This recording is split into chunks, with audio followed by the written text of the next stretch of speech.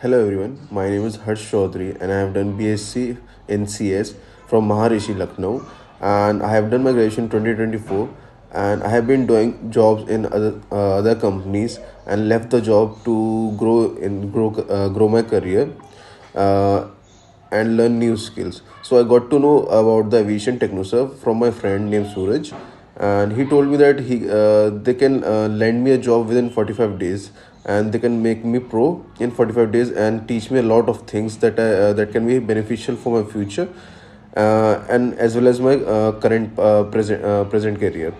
So I joined through the website, and it's been like 45 to 50 days, and the teachers are helpful and they are very knowledgeable and a pro in their careers. So like they have taught me window administration, Linux, about Windows servers, about network engineers, and many other things.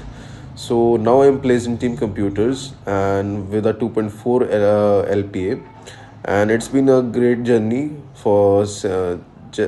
since I've joined the aviation.